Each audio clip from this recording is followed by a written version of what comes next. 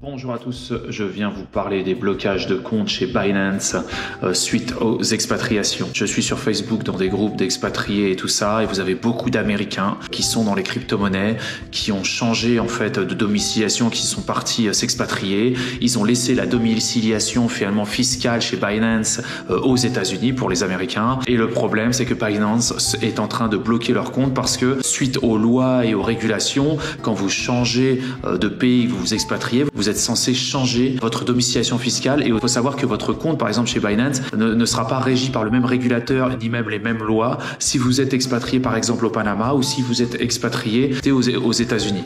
Voilà. Et les gens en fait par la flemme, c'est même pas de la fraude, par flemme, ils ne changent pas leur domiciliation et ils se font bloquer leur compte. Donc avant de vous expatrier, regardez bien chez votre broker, que ça soit surtout en crypto et tout le bordel, regardez bien s'il accepte votre pays d'expatriation, parce que sinon vous allez avoir de gros problèmes. Et il y en a, par exemple, il y a une dame qui dit ils vont débloquer mes comptes uniquement quand je rentre aux États-Unis. Voilà. Pourquoi ils font ça? Eh ben écoutez, tout simplement. Et comment ils arrivent à faire ça? Parce que quand ils se connectent, quand cette dame, quand ces gens se connectent à leur compte Binance, évidemment, ça prend les IP.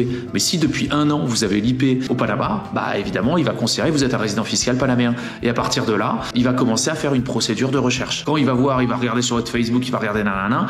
C'est des gens qui sont payés pour faire ça. Donc finalement, c'est l'État qui délègue à des sociétés privées la ségrégation économique. Enfin, ils vont vous demander des trucs, et le pire, c'est que si vous commencez à mentir, à dire non, alors qu'ils savent exactement tout, je peux vous dire que vous êtes foutu. Surtout qu'il faut savoir qu'en plus Binance et autres, c'est pas la fête du slip. Ils sont connectés à des tas d'organismes, que ça soit étatique ou interéconomique. Finalement, vous ne savez pas, mais ils ont déjà tout un tas d'informations sur vous et ils savent si vous êtes expatrié ou pas. Vous êtes fait bloquer votre compte, que faire pour résoudre le problème? Eh ben, écoutez, c'est tout simple. Il faut déjà dire la vérité. Vous dites que vous vous êtes expatrié, que vous avez oublié nanana.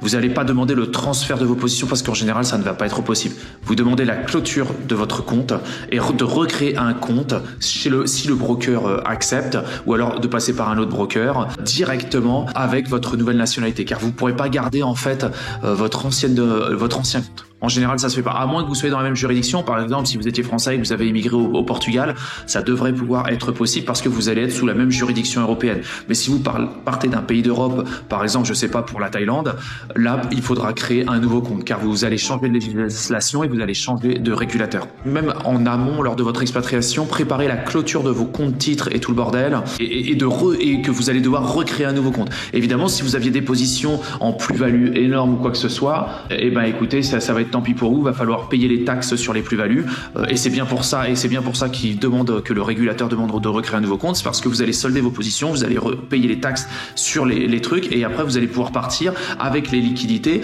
et les réinjecter sur le nouveau compte de votre truc. C'est pour ça qu'en fait, s'expatrier, c'est-à-dire si vous expatriez tous les 3 ans ou tous les 4 ans dans des pays à régulation différente, pour votre système, ça risque d'être assez compliqué. Mieux vaut avoir un système global, ou alors, évidemment, la solution, si vraiment vous deviez changer de régulation tous les 4 ans, tous les 5 ans, parce que vous bougez le mieux, c'est de mettre ça au sein d'une société. C'est-à-dire qu'en fait, ce n'est pas vous en propre qui détenez les actifs, c'est votre société, un trust, une fiducie, ce que vous voulez, une fondation qui détient finalement vos actifs, et cette fondation, elle, sera toujours domiciliée dans le même endroit.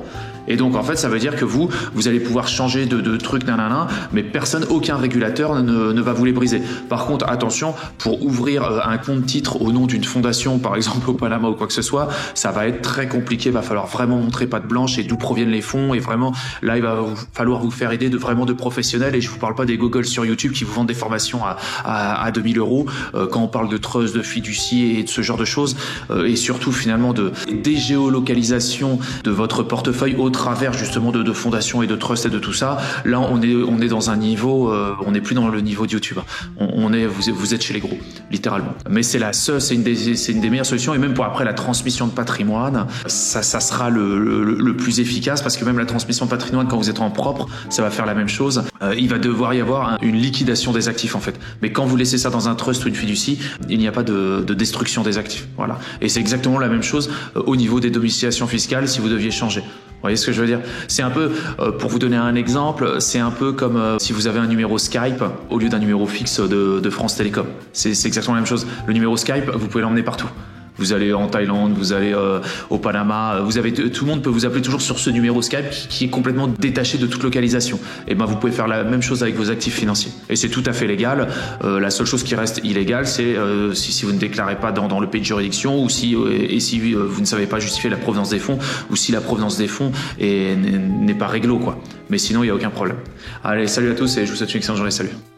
Un grand merci pour avoir visionné cette vidéo en entier. Si cette vidéo vous a plu, n'hésitez pas à vous inscrire sur ma chaîne et à liker cette vidéo. Un petit pouce bleu fait toujours plaisir et m'encourage dans mon travail. Je vous encourage aussi à laisser un commentaire si vous avez des remarques par rapport à la vidéo ou bien à la réalisation. Merci à tous et à bientôt.